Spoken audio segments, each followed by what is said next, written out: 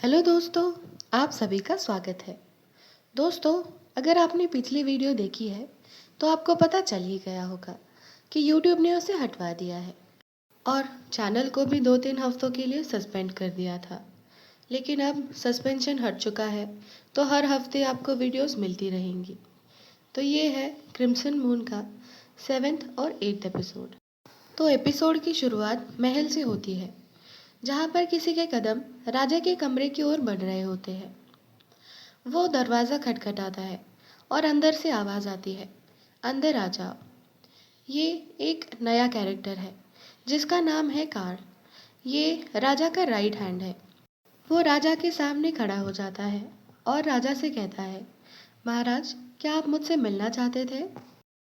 राजा उससे कहता है, मैं तुम्हें किसी से मिलवाना चाहता हूँ। कार्ल रीरू की तरफ देखता है, जो काले लिबास में राजा के बगल में खड़ा था। वो मन में कहता है, ये कौन है? राजा रीरू की ओर इशारा करते हुए कहता है, इससे मिलो, ये है रीरू। ये आज से मेरा चैंबरलियन यानी प्रबंधक होगा। कार्ल को ये सब बहुत अटपटा लगता है, क्योंकि चैंबरलियन का पद सबसे ऊंचा माना जाता है। वो रीरू की ओर बहुत गुस्से से देखता है और कहता है, चैंबरलियन? रीरू उसके सामने बहुत एम्बैरेस्ड फील करता है। वो मन में कहता है, मुझे पता था मैं ये नहीं कर पाऊंगा। अब सीन पास्ट में शिफ्ट हो जाता है, जहाँ पर राजा और रीरू आपस में वो सब करने के बाद राजा रीरू से कहता है, मैं एक उंगली तक नहीं उठा पा रहा हूँ। मैंने इतनी लड़ाइयाँ लड़ी, लेकिन इतनी थकान कभी भी महसूस नहीं हुई। रीरू राजा से कहता है, क्या आप ठीक है? राजा को चिढ़ा हुआ देख वो आगे कुछ नहीं कहता। राजा बिस्तर से उठता है और कहता है, थैंक यू, तुमने जो भी किया उसके लिए तुम्हारा शुक्रिया। अब मुझे अच्छा महसूस हो रहा है।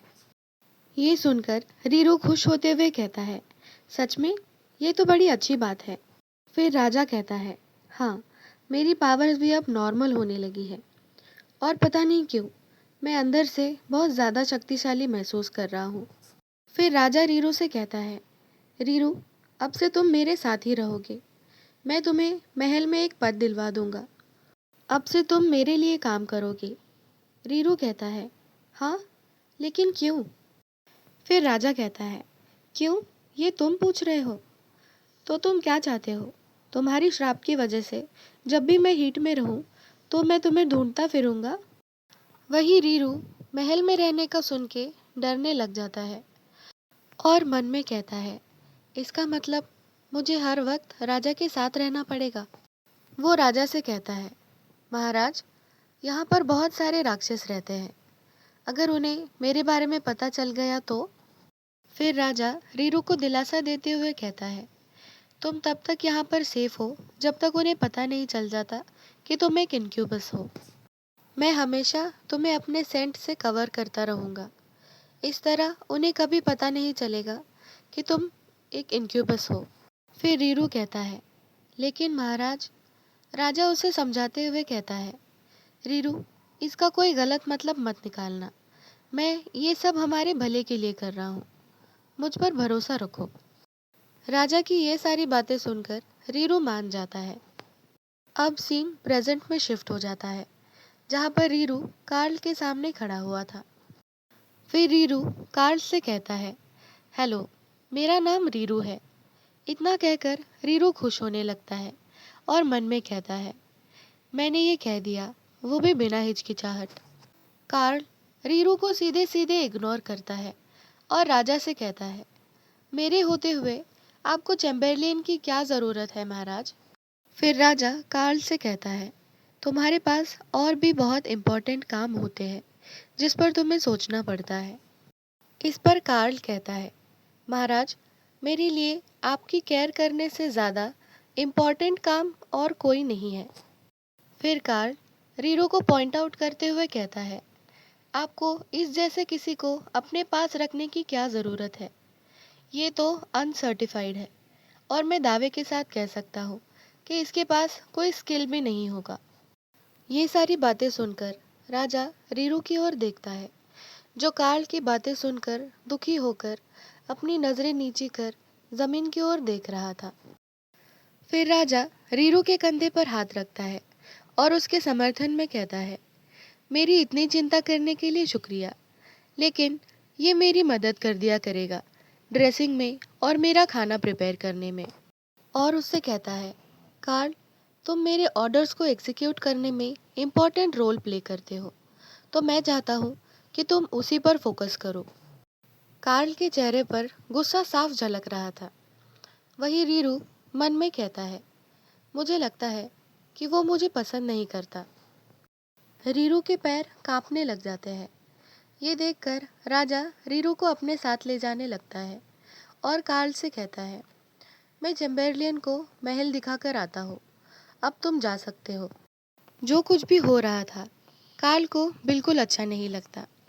वो राजा से कहता है, लेकिन राजा उससे कहता है, अब बहुत हुआ।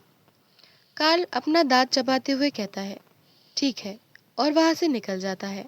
वहीं दूसरी तरफ राजा रीरू को महल दिखाते हुए कहता है, तुम एक्टिंग बहुत अच्छी कर लेते हो। क्या उस दिन तुम मेरे सामने भी नर्वस होने की एक्टिंग कर रहे थे? फिर रीरू अपनी सफाई पेश करते हुए कहता है, नहीं नहीं महाराज, वो सब तो मैंने अपनी जान बचाने के लिए किया था। मैंने जो कुछ भी किया वो एक्टिंग नहीं थी, वो तो मैंने जिंदा रहने के लिए किया था। रीरू को फिर से उसी हालत में देख राजा मुस्कुराते हुए कहता है, अच्छा, ठीक है। मुस्कुराते हुए राजा बहुत सुंदर लग रहा था। रीरू उसे देखकर कहता है, ये कितना हैंडसम लग रहा है, और वो उसे किस कर लेता है। राजा उसे अपने से दूर करते हुए कहता है, ये तुम क्या कर रहे हो? अगर किसी ने हमें ऐसे देख लिया तो? रीरू तुरंत माफी मांगते हुए कहता है, मुझे माफ कर दीजिए महाराज, पता नहीं मुझे अचानक से क्या हो गया था। राजा चिढ़ते हुए रीरू से कहता है, मेरे पास तुम्हें मारने के अलावा कोई और चॉइस नहीं बचेगी, तो फिर से ऐसा कुछ मत करना। बेचारा रीरू शर्मिंदा होते हुए कहता है, ठीक है महाराज, और मन में कहता है, मैं कितना स्टूपिड हूँ, मैं सिर्फ उसे स्माइल करता हुआ देख एक्साइटेड हो गया। फिर राजा रीरू से कहता है, जल्दी करो, यहाँ आओ। रीरू उससे कहता है, हाँ, अब हम कहाँ जा रहे हैं? राजा दरवाजे के पास खड़ा हुआ रीरू से कहता है, मैं तुम्हें सबसे मिलवाना चाहता हूँ। राजा जैसे ही दरवाज़ा खोलता है, क्राउड की आवाज़ आने लगती है, वो देखो, वो रहे हमारे महाराज और नया चैम्बरलेन। इतने सारे राक्षस एक साथ अपने सामने खड़े देख रीरू डरते हुए कहता है, ये सब क्या चल रहा है? राजा रीरू से कहता है, ये सब तुमसे मिलने आए हैं, और मन में कहता है, मुझे लगा नहीं था कि वो एक चैम्बरलेन से मिलने के लिए इतने एक्साइटेड होंगे। मुझे लगा नहीं था उन्हें चैम्बरलेन में कोई दिलचस्पी होगी, लेकिन अब मुझे रीरू की मदद करनी चाहिए। राजा रीरू के कंधे पर हाथ रखता है और उसे अपने सेंट से कवर करने लगता है। राजा उससे कहता है, तुम बस वैसे ही एक्ट करना जैसे कार्ल के सामने कर रहे थे, बाकी सब मैं संभाल लूँगा। रीरू भी ये समझ जाता है कि राजा उसे अपने सेंट से कवर कर रहा है। राजा उससे कहता है, तुम बस सीधे खड़े रहना और मेरे साथ साथ ही चलना। रीरू को राजा पर भरोसा था। वो मन में कहता है, ठीक है, मैं जब तक राजा के साथ हूँ मुझे कुछ नहीं होगा। फिर राजा और रीरू सीढ़ियाँ उतरकर नीचे आ जाते हैं। क्राउड में जो आगे खड़े थे उनकी आवाज़ आती है। वो कहते हैं, मिस्टर चैम्बरलेन, हम आप ही से मिलने की राह देख रहे थे और हमने सुना है कि आप जनरल कार्ल से ही सीख रहे हैं। ये तो बड़ी अच्छी बात है। फिर उन्हीं में से एक अपना हाथ आगे बढ़ाता है और कहता है, क्या मैं आपसे हाथ मिला सकता हूँ? वही रीरू मन में कह रहा होता है, इन सब की सेंट कितनी स्ट्रांग है, मुझे चक्कर आने लगे हैं, मैं यहाँ से जाना चाहता हूँ। वही क्राउड में 3-4 हाथ आगे आते हैं और रीरू का हाथ पकड़ने ही वाले होते हैं कि तभी राजा उसका हाथ पकड़ता है और पीछे खींचता है, और वो आगे आकर कहता है, बस हुआ, हम यहाँ दोस्त बनाने नहीं आए हैं। और वो सब भी यहाँ दोस्त बनाने नहीं आए हैं। वो सब ये जानने आए हैं कि नया चैम्बरलेन स्ट्रॉन्गेस्ट है या फिर वीकेस्ट है। वो सब बस इसी फिराक में है कि कैसे तख्ता पलट किया जाए।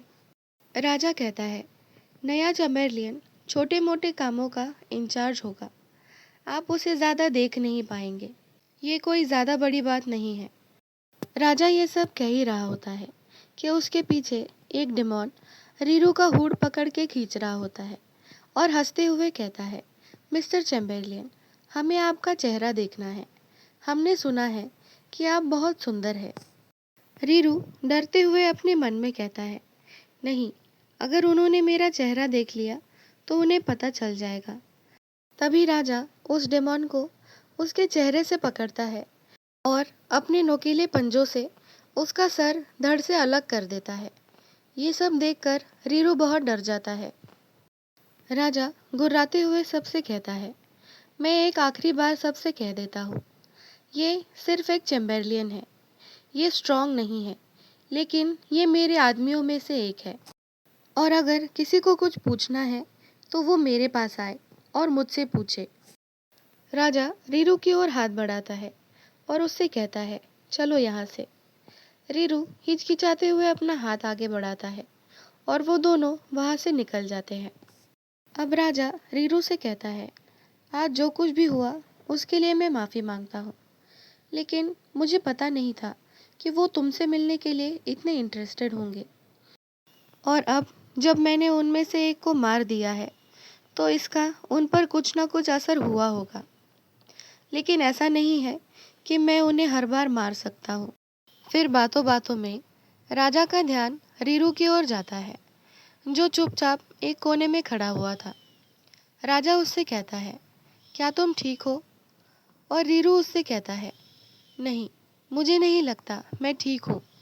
रीरू राजा से कहता है, मैं इस बारे में सोचना बंद नहीं कर पा रहा हूँ कि कैसे वो राक्षस मेरी नज़रों के सामने मारा गया। रीरू अपने मुंह पर हाथ रखते हुए कहता है, मुझे कुछ अच्छा नहीं लग रहा है। मुझे लगता है कि मैं बीमार पड़ जाऊंगा।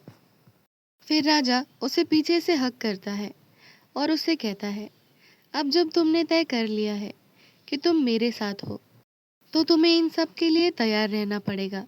फिर राजा आगे कुछ कहता उससे पहले रीरू कहता है, बस ऐसे ही खड़े रहो, मुझे अच्छा लग रहा है।